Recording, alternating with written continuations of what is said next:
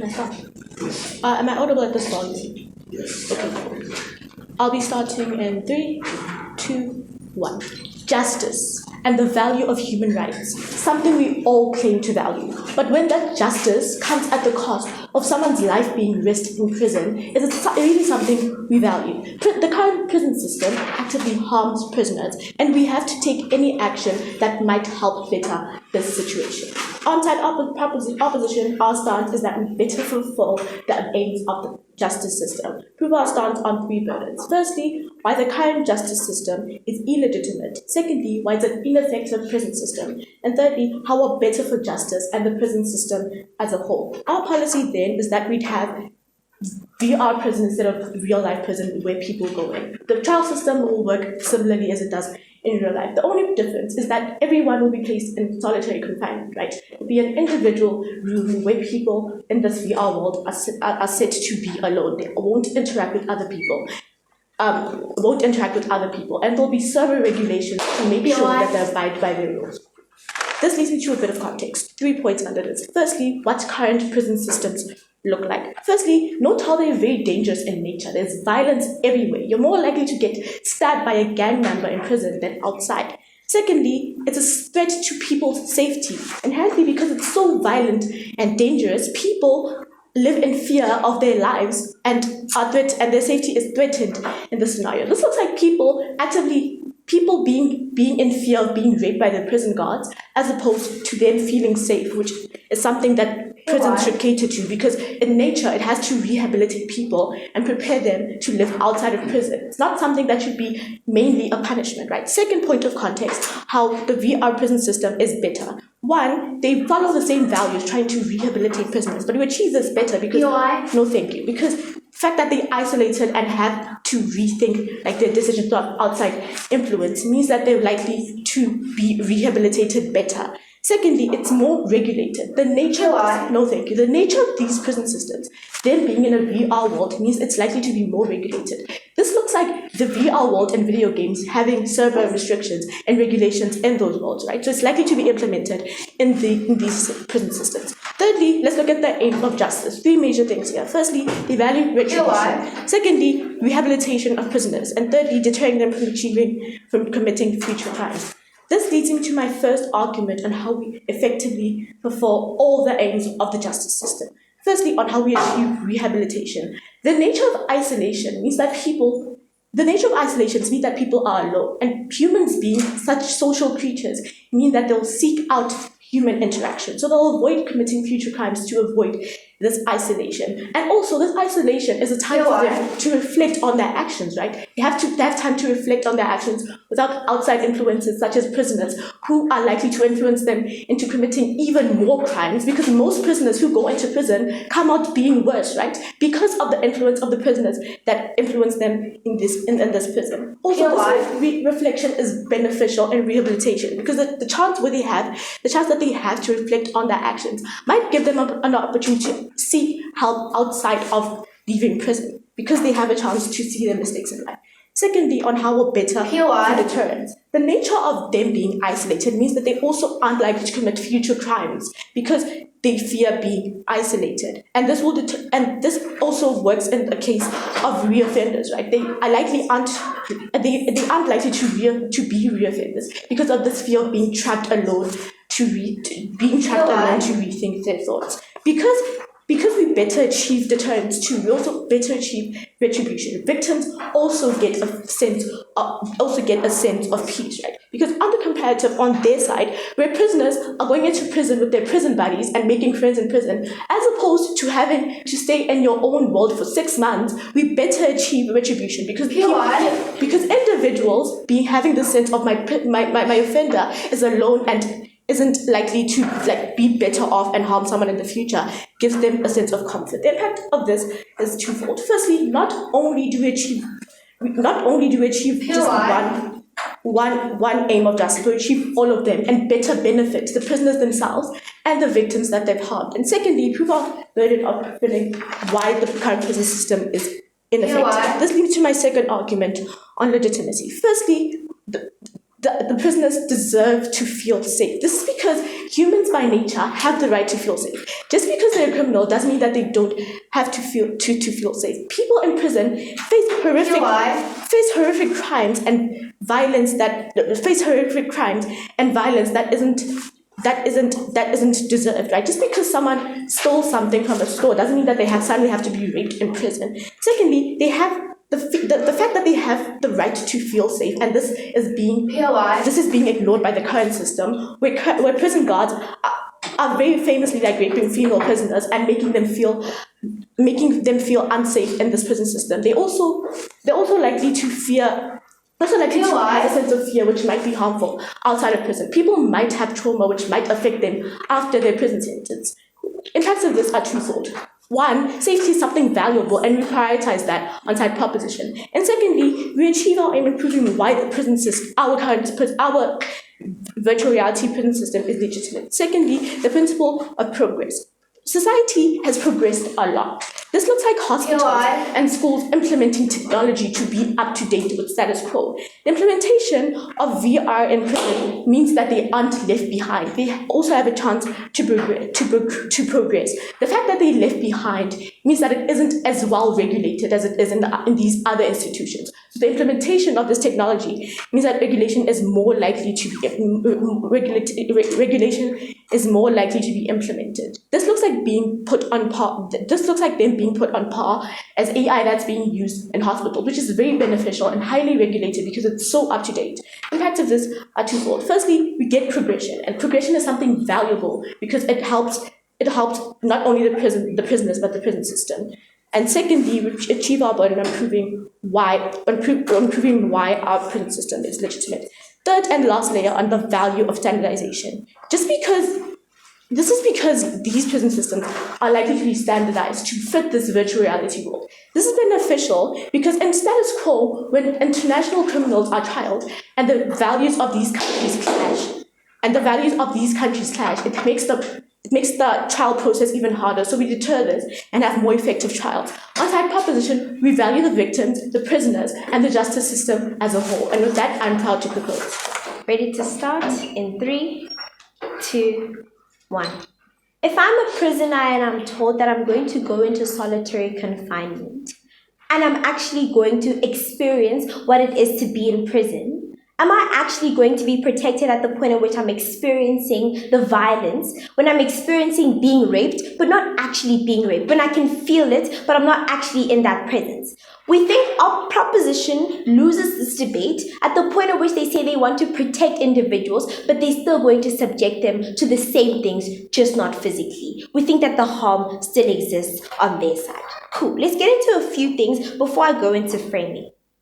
Firstly, they tell us about deterrence and why this is something that's specifically important. We tell you that we think it's valuable for you as an individual to know that when you commit a crime, you're going to go into jail. Because we think jail is an effective form of deterrence. Because of the nature of jail, individuals know that jail is such a horrible place. They don't want to go into these places. When you're going to be committing a crime and it's just going to be, oh no, I'm just going to be sitting in a room and watching what it feels like to be in prison, we don't get enough deterrence on their side. But secondly then, this idea of being isolated, they tell you that you're just going to be in confinement and you're just going to actively mentally experience this whole thing. We think, one, at the point at which you're going to have to see it happening, you're not actually isolated, you actually are in the presence of these individuals. We think that isolation isn't complete on their side because you're not actually going to be isolated at the point at which you exist within the way that these people interact with each other, right? But thirdly then, this idea about how prisoners need to be updated with the way that things are going. We think, one, specifically when we're talking about sentences that are not life sentences, they don't necessitate to us why specifically we need to have these individuals having the luxuries of keeping up with societies and why we need to use this technology in these instances, right? But we think, secondly then, we don't think that prisoners are the most vulnerable individuals within society. The reason we take you to jail, the reason we expose you to such harsh environments is because we want you to understand the depth of your crime, right? We think specifically when we're just going to be giving you the luxury of keeping you up with what's happening in society, we're giving you just another life. We don't think that that's sufficient punishment specifically for prisoners who have violated the social contract. Cool. Let's get into a bit of framing before I get into my arguments. Firstly, what this debate is about. We think that this debate is not about the ability for this technology to perform specific actions, but we think it's more so about the moral implications of what a virtual world would look like on proposition, and that's what we need to engage with. So what is our stance in this debate? Firstly, we support the current functioning of the justice system, but secondly, then we do not want to replace this with a virtual reality. Two burdens that we're going to be proving to you. Firstly, what is morally unjust to have so much access to the mental information of people, but secondly then, why the current justice system is necessary in order to prevent crime. As your first speaker will be talking about the moral justification, and my second speaker will talk about why the current justice system is effective. The main comparative for this debate is who is better for achieving the goals of the justice system. What is my argument then? My argument is to show to you on principle why it is immoral to give government so much power, specifically to individuals, right? We think that then the leading conclusion here is that using technology gives governments so much power and so much hold on the mental ability of individuals, right? We think you make it so much easier to torture individuals both physically and mentally. We think on our side, we think we're far better off with this idea that we take you into the prison not knowing that we can control the amount of harm that is going to be exerted to you. We cannot control the amount of people that are going to rape you, but we think specifically on their side, when they're able to dictate to you, when they're able to control the amount of violence that you get exposed to, when they control the amount of emotional turmoil that you get to go through, we think that that's unjustified. So one point of framing here, to what extent does this technology have the ability to infiltrate your mind? We think two things. Firstly then, specifically when we're talking about virtual reality, we think that it's mainly about appealing to the mental ability of an individual, right? We think this is particularly harmful at the point at which proposition claims that they want to protect individuals. You're not protecting me at the point at which you deliberately want to enforce things that actively go on in prisons. We think that this is specifically harmful when secondly then, the government has so much access to the amount of beliefs and mindset that these individuals have. It's important to note then that if they're able to control the amount of things that you get exposed to, they're also able to sort of turn the way that you think about certain things. 3 layers of analysis as to why this is immoral. But before I get into that, I'll take a pure one. Don't you think then it would be likely that they'd want you to stop doing crime if they were going to show you things to control your mind? We think that that's just something that doesn't exist on your side. Because if you're saying that you want to protect individuals and you say that you want to ensure that their experience of prison isn't as bad, when you expose them to the same realities, that's not protection on your side. But cool, let me get into why it's immoral for this. Firstly then, we don't think that it's been the government's mandate to change the amount of beliefs and sets that you have. We think that this is evident in the way that we talk about things like your right to your own opinions and belief. We think that this is exacerbated on their side at the point at which they are actively able to control the amount of mental stuff that you're able to absorb. We think that this is specifically harmful then because one, government isn't mandated to change the way that you think about specific things. We think that if you as an individual believe in things like how you shouldn't be exposed to certain things, that's something that we should value, right? But secondly then, we think manipulation is something that is very likely, and we think that this is disingenuous to how governments actively function, right? But we think more so then, government doesn't have an obligation to then go into your mental capacity and your mental ability to go into the things that you experience mentally, right? But we think comparatively on their side, what happens is if government is able to control things like your mental ability to approach certain situations, then they're able to talk about things, then they're able to engage with things that actively affect you mentally. We think when they talk about things like PTSD after that, we think it's far worse on their side at the point at which you know that you're going to go into a space where you're mentally destroyed. We think the after effects of this, when you get out of this space, is you're also still not going to be mentally okay. We think that the harms that they claim about mentality still exist on their side, right? But cool. On the way up then, what does this argument do? We think on the way up on who is best for how the justice system works, firstly, we don't interfere with the way that individuals engage, right? But secondly then, we don't use exploitative natures to get information out of people. The impact of this is firstly, we show to you that we prove our immorality burden then, but secondly then, we show to you that the harms that they say exist are exclusive to our side.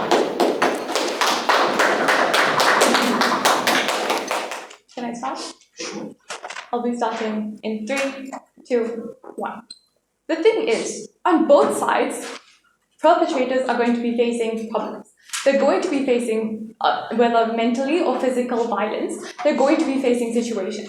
The thing is, on their side is going to be worse because you're in a space where the only purpose is to inflict mental harm on you, is to inflict physical harm on you, and with physical harm comes mental harm. They're losing just based on their weird strategy. But let's further prove then how we're winning this debate in 2 ways. Firstly, some strategic clarity and rebuttal, but then moving on to my extension of my case where I talk about how we're better for prison systems overall. Let's first deal with the clarity where they don't understand or interact with our policy. What we told you is that you're not subjected to the same things that you would in a prison sentence. You see what it's like, you feel what it's like, but you don't feel the physical feelings. It feels like you're not going to feel the violence that comes with it, but you're also not with other people. It looks like you're in a prison room just alone, but it's in a better place. Note that even if we were with people, even if you were in a server with people and like that, we think it's better, or even if you were going to feel violence, it's better on our side at the point where technology is even more easily regulated than prison sentences that are underfunded, prison systems that don't have the resources to ensure that guards are doing what they need to do. Regulation exists on our side, not on their side.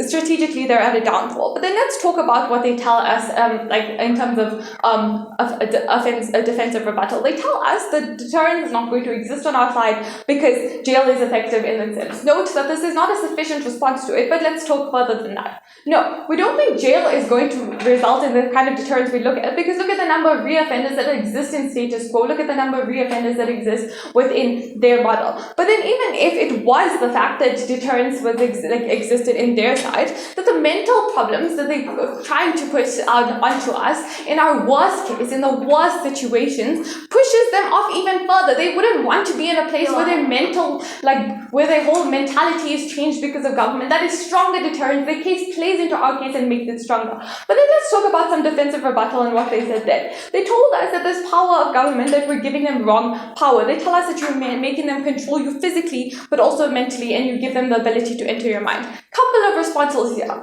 Firstly, we don't think that that's going to happen because government already has the power. We think they even have more power on their side, where you're going to put them in a jail, like a space confined by them, controlled by government, where they control exactly what you eat, where they control who looks after you. Where you face the physical and emotional problems of being in a jail system, not just seeing it as it is. That is when control exists. But then even then, no, we don't think that they're going to enter the brain of a person just simply based on our policy. But even then, other companies that use technology, look at the metaverse, they can put anything in front of you, but we allow it for them. We think that we should allow it for government just based on principle consistently. But even then, even if it was even if the government had power to inflict any media on people's minds, we think that they're likely going to inflict good media onto these prisoners because they don't want to pay the price of having reoffenders in prison, because they want to promote good messaging in their citizens just based on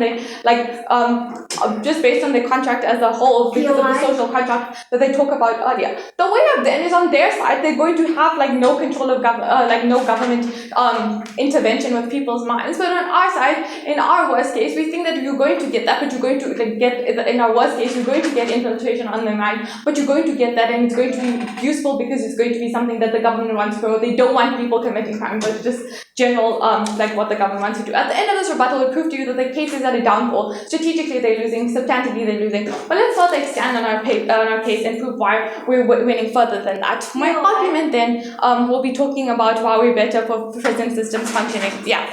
Do you acknowledge that solitary confinement is also a form of reward and incarceration?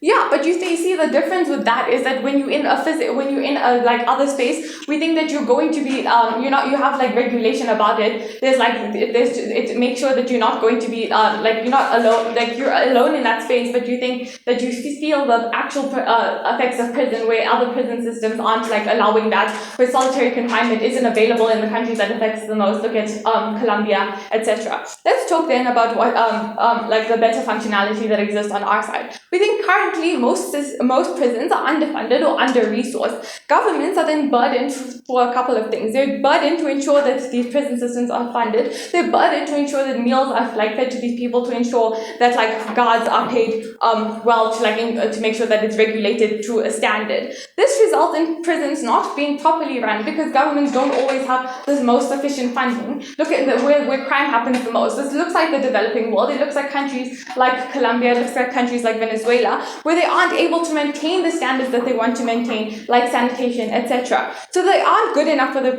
so they aren't going to be able to be good enough for the prisoners, but they aren't able to be good enough for the standards that they want to uphold. Comparatively, on simulations that exist on our side, is like these resources are not needed because you're not actually there. It means that you're able to sustain a prison system in any way, but you're not having to actually give them a bed every time, and you're not having to make up for repairs for those kind of things. It's cheaper because you're not feeding everyone with those kind of things, and we think that is more valuable to fix the under-resourced problems. Further than that, underfunded and under-regulated prison systems don't prioritize other aspects of prisons that contribute to an effective prison system.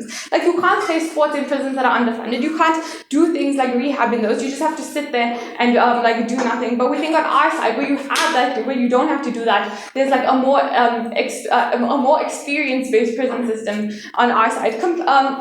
The impact of this is two things. Firstly, that we prove to you that we're better for the prison systems because we're simply just alleviating the burdens that are already placed on it. But secondly, we tell you that prison systems are going to be better for the prisoners involved, but also for the governments that are involved. Secondly, then, in terms of the lack of overcrowding that will exist on our side, most countries with high crime rates have low-funded prisons. This looks highly crowded prisons. This looks like Mexico with severe amounts of prisoners, but not enough space to keep them in jail cells. This looks like Venezuela with the same problem. So many people are involved in this, and it's an ineffective purpose in upholding the principles of the justice system. Retribution was attempted in the Sao Andres prison in Mexico, but overcrowding resulted in an ineffective system where it just was scrapped overall. A school doesn't work well when a bunch of students are there because it can't cater to the individual needs of students. If you want to side with the side that is going to actually benefit the prisoners, that is going to benefit the prison systems and make it a more immersive experience, a place where you're going to actually get justice on our side,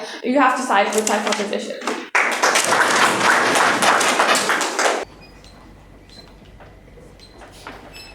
I'm Chuma, my pronouns are she, her.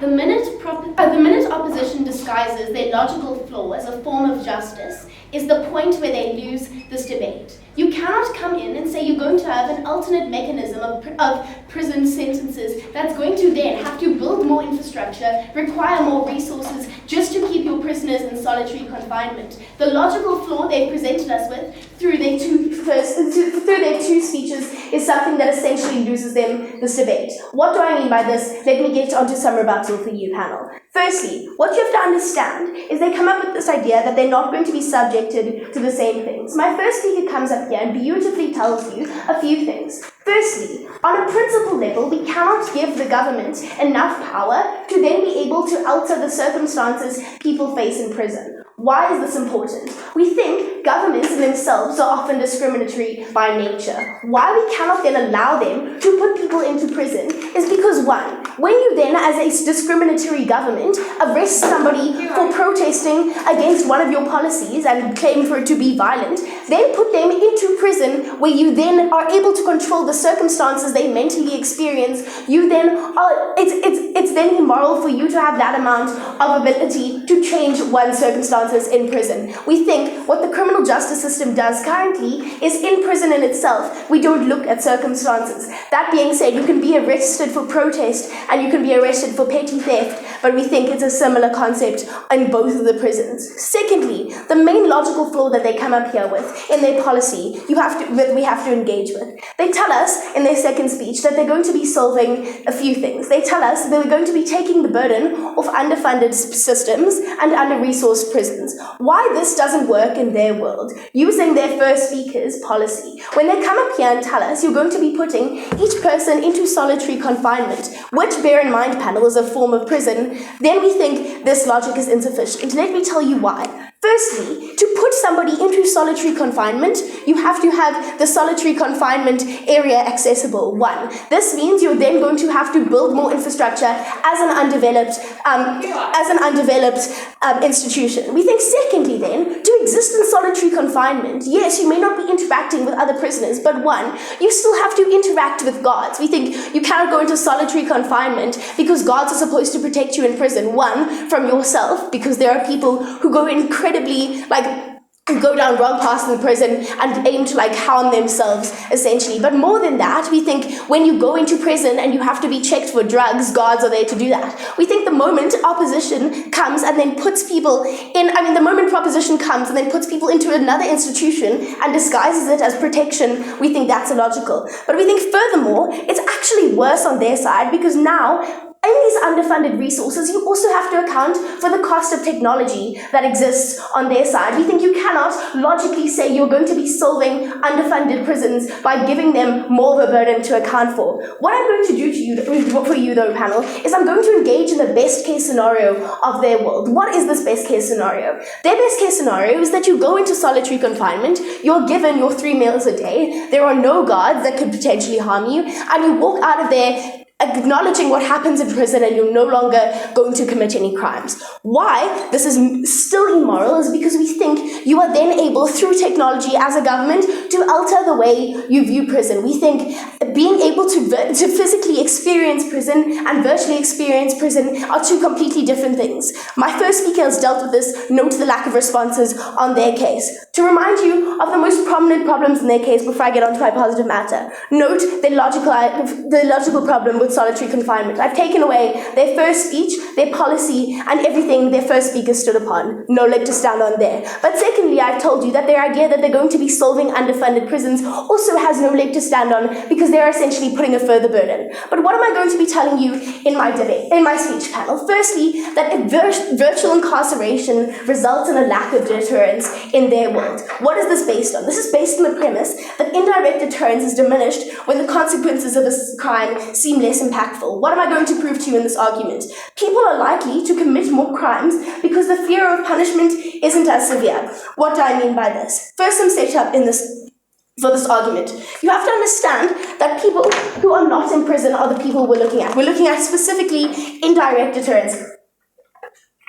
That's important to understand, because the way society views prison and the status quo is that it's this harmful environment. They're scared of entering prison because they may be faced with gang violence, because they may be faced with rape from guards, using this side's analogy, right?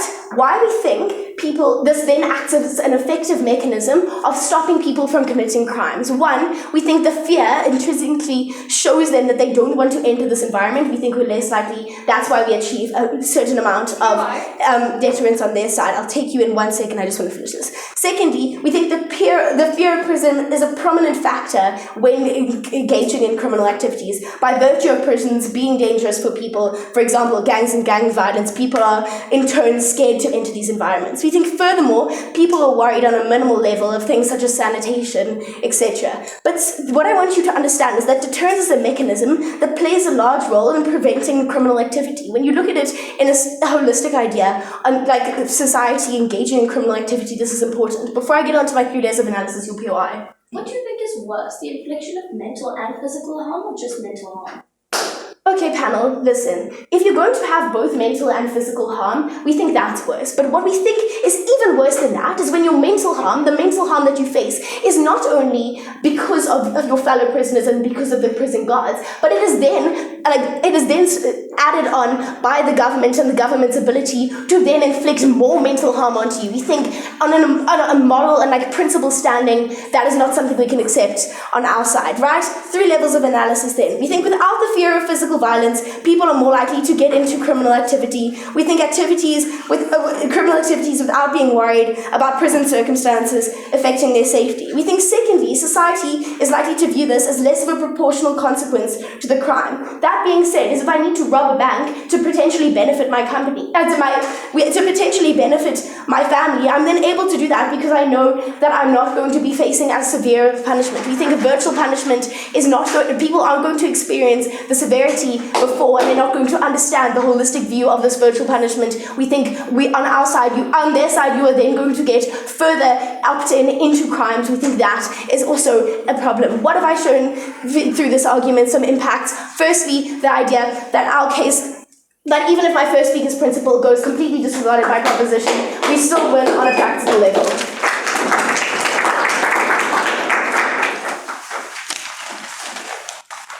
Can you hear me if I speak at this volume?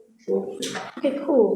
The point where side proposition in their second concedes to the harms of prison and the prison system and then stands for it and says that it's effective in deterrence and it's moral and it's good is the same point where they contradict their first argument, where they talk about things like it gives government so much power to do things. We think that the point where government is given the power to actively allow gangs to exist in prison, to actively allow guards to rape prisoners, we think that that's the point where they concede to the fact that their case is worse, one, physically for prisoners, but two, worse mentally for members. Two things you'll be getting in my speech. Firstly, just some strategic flaws from proposition, and secondly, two clashes to show you why we're winning. Under some strategic flaws, the first thing here is that they just have a lack of engagement. We talked to you about how we're better for rehabilitation. We talked to you about how we're better for retribution. We spoke to you about the principle of progression. We spoke to you about how we're going to get a more effective justice system overall. No response to any of these points. We think that even if all of their rebuttal stands then, we're still going to win because of the amount of matter that's left standing.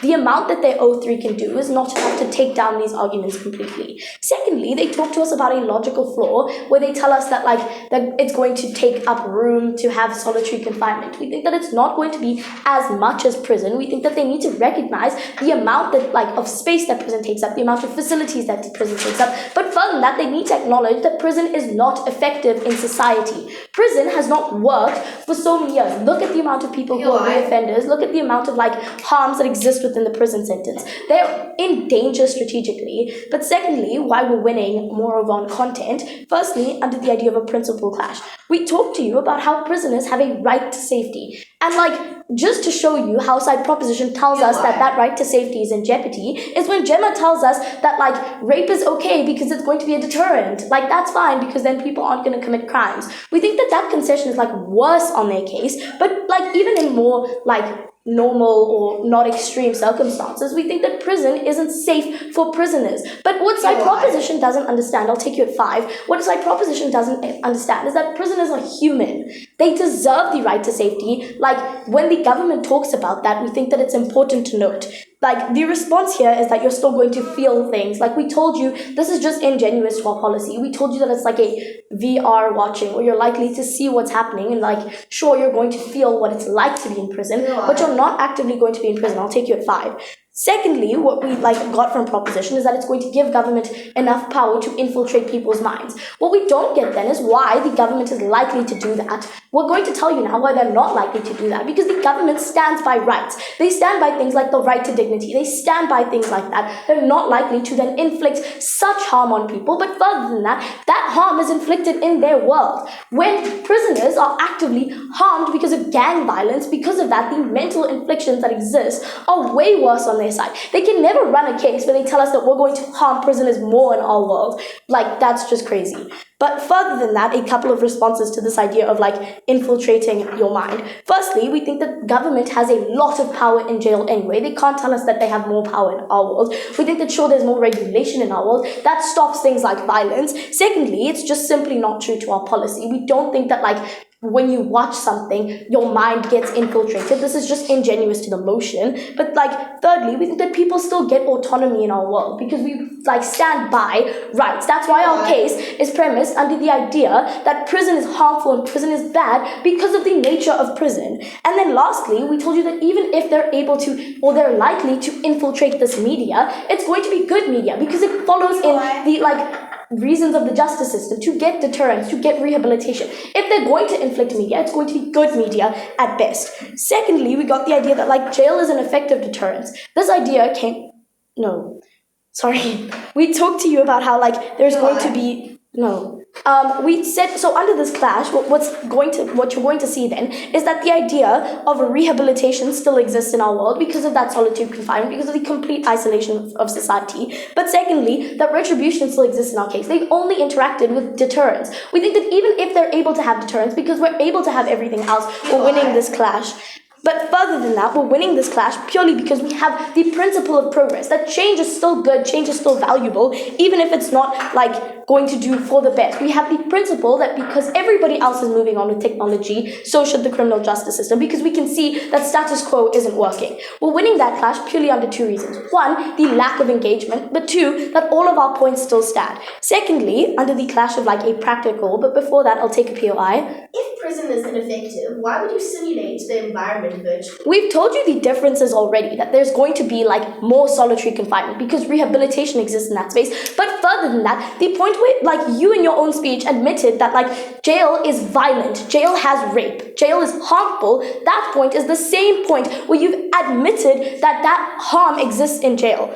Further than that, like under the clash of practical, two things. One, we told you in our second that prisons aren't properly run because of that necessary like requirements. But secondly, that there's going to be less overcrowding in our world. The response that they gave us is that it costs more to get technology. The response I'm going to give you is a simple way up. Long term, that technology is going to exist more. You're going to have to get a constant supply of food, a constant supply of like facilities, etc. But further than that, we think that we're better purely because when people are living in not properly run prisons, we don't think that that's good for prisoners. They're still human. They deserve the right to dignity.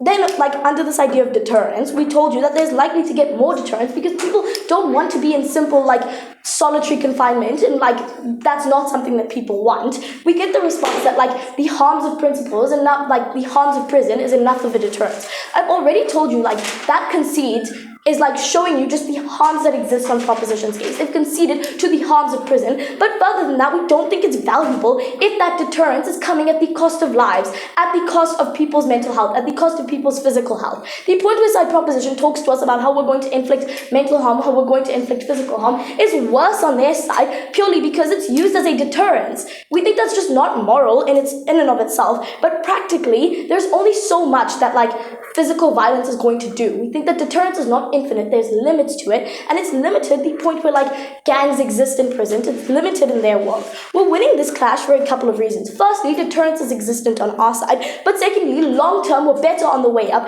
because it takes less to like facilitate for like a short-term amount of technology than it does to facilitate for a large amount of food. You can never actively like support a side that supports the loss of human rights, that supports rape, that supports the death of prisoners. We don't think that there is a world where inside opposition could win today's debate. 2, 1. The reason why we're better as a side is because we understand that what the justice system is supposed to do is the justice system is meant to protect the people within the country, right? But the issue becomes, this issue stems from the fact that the justice system only does not work and harms other people because of the people within that justice system, right? The issue on their side is that the very thing that is meant to be protecting the citizens is the very thing that's inflicting harm on them, and this is why the entire case is just morally unjustified. But the two clashes that I've identified within this debate is firstly on who best achieves the goals of the justice system, but secondly just like a clash on principle, right? So on the clash on who best achieves the goals of the justice system, on their side they say they want rehabilitation, they want retribution, they want deterrence, and on our side we say the same thing. The clash becomes who better achieves it, right? So on their side they say they get rehabilitation because of isolation of like these criminals, and therefore they're going to be rehabilitated because they have time to sit with their thoughts and think about what they've done, right? But the reason why this is not true is because they concede to mechanisms that already exist within the justice system, right? We've tried to outline the fact that solitary confinement exists already in our world. The issue is that solitary confinement exists for people who have done extremely bad crimes like genocide, right? We think that it's wrong to hold people to the exact same account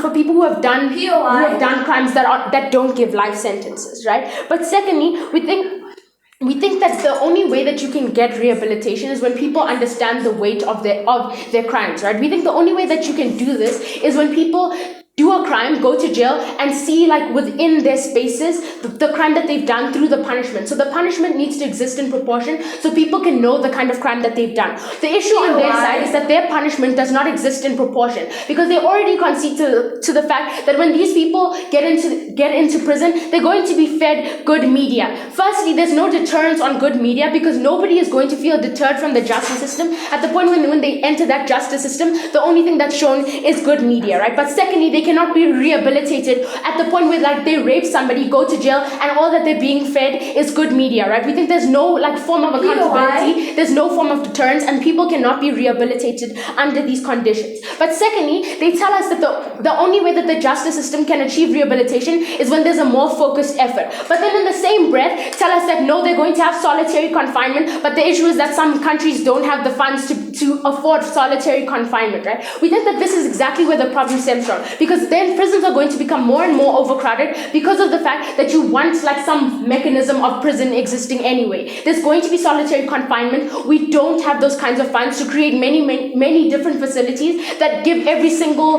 prisoner solitary confinement. We think that then again there's going to be overcrowding within these prisons firstly, but secondly, exactly what they tell us, there's going to be a less focused effort on rehabilitation, and therefore we're going to be worse off than we started on like the grounds of rehabilitation, right? But then okay, sure.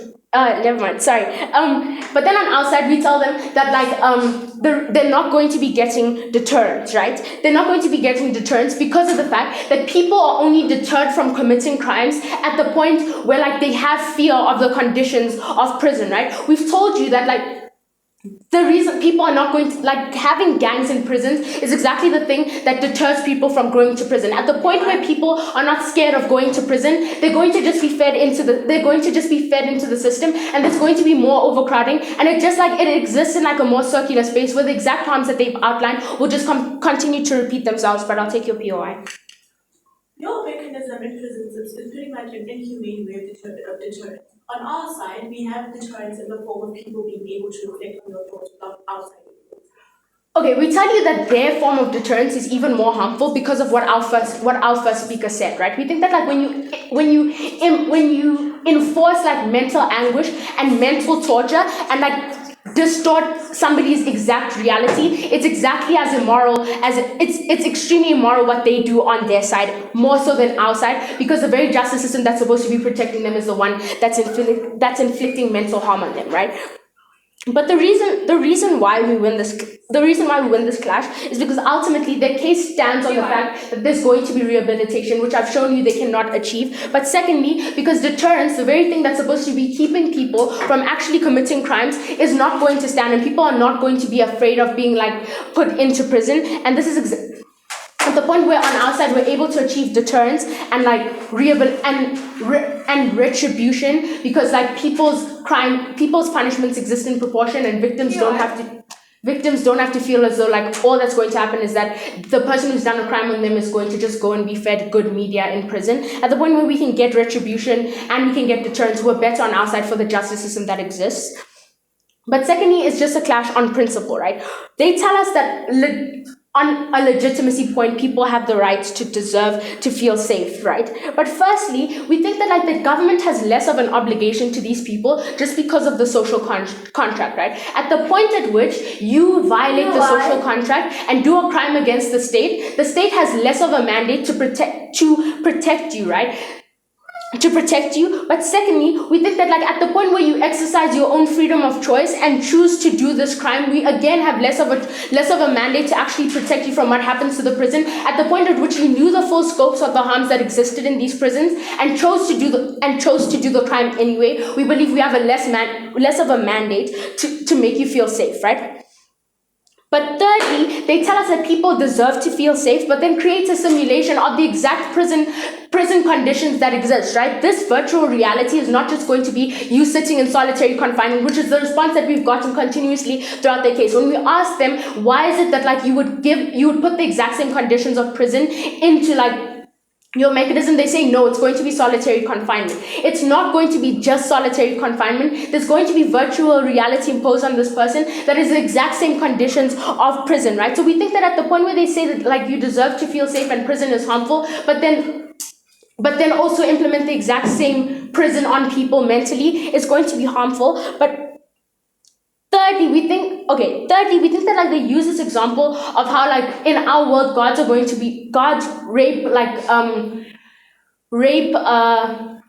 rape prisoners that are in these prisons. We think that these exact same harms still exist on their side. At the point where these same gods still exist within these prisons, they're still going to like these harms still exist on their side. But we think principally we're more justified because we tell you that it's wrong for the same justice system to exploit like the mentality of these prisoners, right? They have full control over what these prisoners see, and therefore have more control than they should have because they're able to like change perceptions within these prisoners' minds. And this is why I've never been proud to oppose.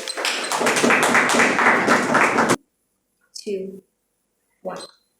2 things that needed to happen in order for Proposition to win this debate. Firstly, they needed to show us specifically on a moral justification why they're okay with replacing real-world prisons with a virtual reality, right? But secondly, then, they needed to show us why specifically it was within the government's mandate. They haven't shown this to us thus far. This means that they cannot win today's debate. But what did they do strategically that also makes them lose this debate? Firstly, I think their misprioritization of who the vulnerable actor in this debate actually is, right? Because on their side, they're trying to protect prisoners. They're trying to protect people who murdered other people. The reason we're debating is to inform individuals outside of the world. We think that the main thing in this debate was deterrence, not for prisoners, but for people outside of these institutions. They needed to engage with that. But secondly then, this idea of solitary confinement, right? We think when we tell you from our first speech that solitary confinement is a form of real world incarceration, it means that they aren't genuine to what they're actually supposed to do. But even if they don't lose on that, 3 main clashes in this debate. Firstly, who is best for the protection of prisoners because they want to protect them so much? But secondly, who is best for the functioning of the justice system? And lastly, will this policy actually work? Under the first clash then, they tell you 3 things. Firstly, they're okay with intentionally implying mental implications to individuals. They're okay with mentally harming people, but they're okay because it's by government, right? Secondly, they tell us that isolation is something that is important for rehabilitation, and lastly, that they're better going to protect individuals from things like trauma, from things like guards actively raping individuals. What did we tell you on our side? We tell you that 1, notice on our side, the harm that these prisoners are exposed to is not intentional. What does this mean? It means that when we put you in a prison, we don't necessarily condone the act of people going to rape you in those prisons, because we understand that it's a reality. We still are able to hold these people, right? But we think that then, we told you secondly, that it's extremely harmful as a government to have so much access to the mental capability of individuals because of the exploitative nature of governments. We think on a way up, we're better able to protect individuals because 1, the harm that exists is not intentional, right? But 2, we're better able to protect these individuals. On the second clash on who's best for the functioning of the justice system, here the main chat was deterrence, right? What did we tell you on our side? We told you that prisons are an effective means of deterrence. People fear the fact that they're going to have to get exposed to harsh situations. We told you about indirect deterrence that also exists because people don't want to go to this horrible place called prison. What did they tell you on their side? They tell you that people are going to be deterred. Panel, we don't think that at the point at which you're going to be exposed to good media, where you're going to just be sitting by yourself and actively thinking that you're going to be deterred, right? We think ultimately they don't get deterrence on their side, which means that they don't actually fulfill the mandate of the justice system. Lastly, will this policy actually work? Here they tell us that prisons are severely underfunded and cannot be maintained, and so they need to build new infrastructure for solitary confinement. We don't think that this can exist at the point at which you are severely underfunding prisons. Why are you going to severely fund technology? In 3, 2, 1. As a human, you have to prioritize human rights.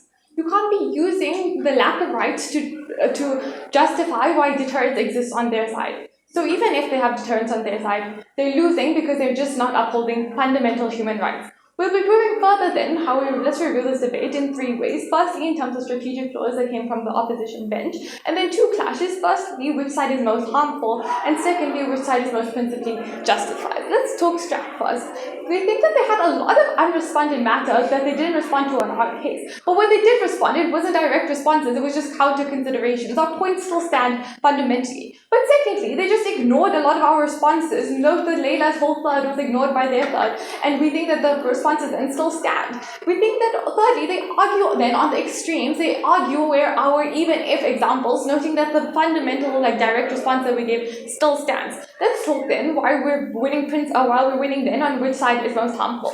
Firstly, they tell you that you're going to get mental infliction of harm onto these people, it's an unrealistic power that is placed on government. We tell you 3 things. Firstly, no, the power exists on their side when you're physically in the room, when you're physically in a prison, that you're going to be inflicted with all of these problems, where you've inflicted physically and mentally. We told you this in second. But secondly, no, this isn't going to happen because simply based on our policy, the government isn't going to feed you media. But thirdly, and most importantly, that even if in their best case this exists, is going to be likely good media because the government doesn't want to pay for people constantly being brought into the prison system. They don't want people out of that. They want justice on the world because that's what they put in power for. But then let's talk then about what we said. We gave you our policy and we told you that it isn't it's better for these people. They tell you that it's going to cause mental harm because of the strain that you face within these spaces. We told you in third that it's a time of thinking, it's a time of reflection if you're not with other people. So you're going to be without other external forces inflicting you. But secondly, we think that even if you're going to get in our worst case mental harm, it's better than having mental and physical harm that exists on their side. So worst case we get mental harm, but we still value that greater than having both that exists on their side. And in terms of which side is most harmful, we think that their side is most harmful based on that. But let's talk then principally why we're winning. They tell you that their main point was about deterrence and the aims of the justice system. They tell you that there's bad conditions in prisons, but that's why it causes deterrence. We tell you 2 things. That firstly, the fact that they acknowledge the badness is showing in themselves that it isn't a justified thing that they have on their side. But secondly, if they want to say that we have to prove principle, then they can't tell us that you're going to get deterrence at the point where human rights are crossed, where dignity is lost. We told you this throughout all of our speeches. So worst case, we also deter on a bad metric, but we think that we still uphold some dignity because you're not getting physical violence inflicted onto you. But look, then we still get further, we're still more principally true to the forms of the justice system because they didn't respond to our case about rehabilitation. They didn't respond to our case about retribution, where we told you that the victim is isolated, where the victim is isolated from their perpetrator. Looking at this, I'm so proud to propose.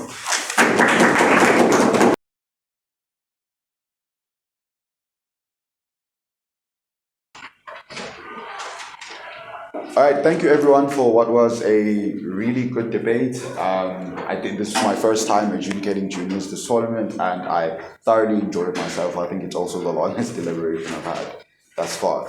So before I get into the call and the justification, I just want to give one note. So I know that we're all still learning, but I think being sensitive is really, really important for the kinds of conversations that we're having. You don't want to create the impression that you are using the word rape as a stylistic tool, as opposed to understanding the logic behind it and the sensitivities it holds for certain people, that being first. Secondly, we want to think through the logical conclusion of our arguments to make sure that they're not supporting things that we wouldn't support ourselves as human beings and things that would obviously trigger other people should they hear it. I do not think that was the case in this debate, but that was entirely due to the audience you had and not the content of the debate. So again, let's make sure that we're sensitive in future. With that being said, after some deliberation, we unanimously awarded the debate to opposition. And that was based on a few issues. The first one, and arguably the most important one for this debate, is around the idea of what are these virtual prisons going to look like. And from proposition, we get the idea that this is going to be based in virtual reality and that it's going to be simulated solitary confinement for all the people who would be buying into the system. From there, we get from opposition the idea that, firstly, solitary confinement is something that already exists in status quo, which is a super valuable response because the entirety of proposition's argumentation and case is not derived from the virtuality of the case, but it's derived from it being based in solitary confinement. If opposition is correctly able to show that solitary confinement exists in status quo, that would then easily suggest that your benefits of solitary confinement can comfortably exist underneath their case as well, which unfortunately was the case this time around. Secondary to that is there's an argument about why the standardization is a great thing, and opposition correctly points out so that the justice system needs to be tailored towards different people, different sentences, and different offenses, because standardization means that you enforce disproportionate punishments. For example, if we're discussing rehabilitation, you don't need to sit and think about how egregious your crime is if you stole a sweet from the shop. So that requires a different punishment altogether. So they're able to successfully show that standardizing solitary confinement across the board would equally be a harmful thing. So purely based on the metrics of a change debate, given that the policy that you're proposing is one that doesn't alter it does alter status quo, but your benefits are not ones that are based on that alteration, then it's an issue and ultimately an argument that goes towards opposition. Second issue is around which side best upholds the aims of the justice system.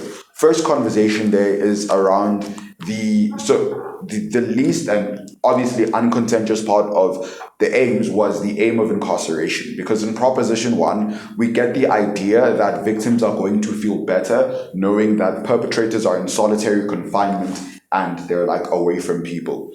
Very little analysis is given on why this is the case in Proposition. Opposition makes the decision to not respond to that either. So incarceration doesn't become a competitive aim of the justice system. Secondary aim is the idea of retribution, to which, before then, let's chat rehabilitation. The conversation of rehabilitation under Proposition is that we put them in a space where they can be confined and think about their actions. Opposition responds to the conclusion of rehabilitation, but not the mechanism of why being able to meditate on your actions is a valuable form of rehabilitation. Ultimately, you rely heavily on your earlier response of, hey, this exists under our side as well. You don't do the even if of why solitary confinement is in a form of rehabilitation. So ultimately, that's something that I would have credited towards Proposition.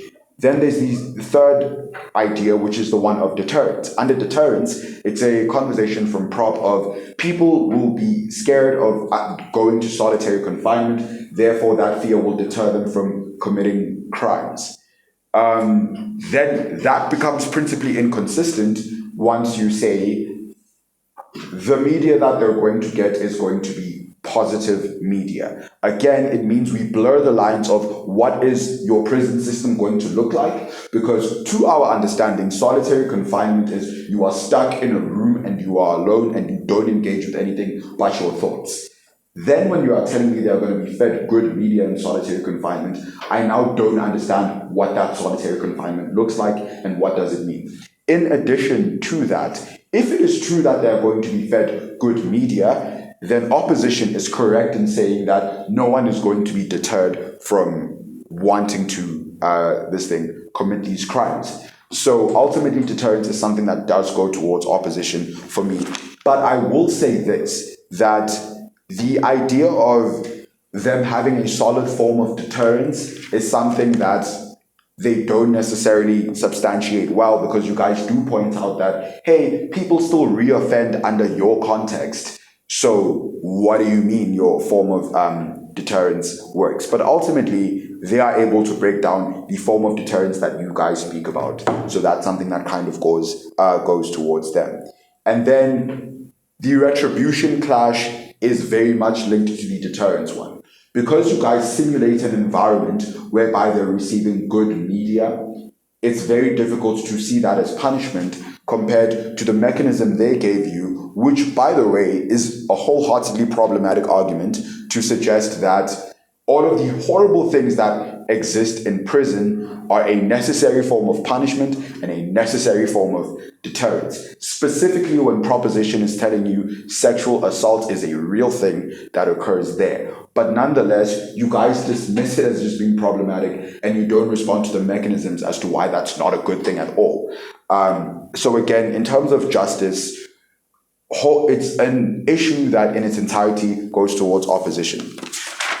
Last clash, very minor clash, I promise it won't take up much of your time, is the idea of what is the value of government's interaction with the policy.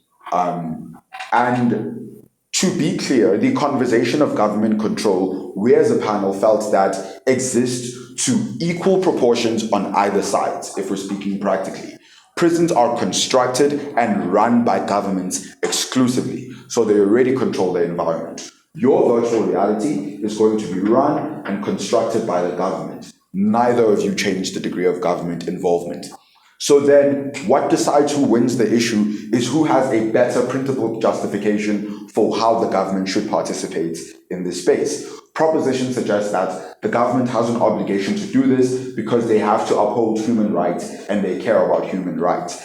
I don't know why they would care about human rights, specifically when intuitively we've seen many cases of governments just not necessarily showing that they care that much about human rights. We know many examples of this.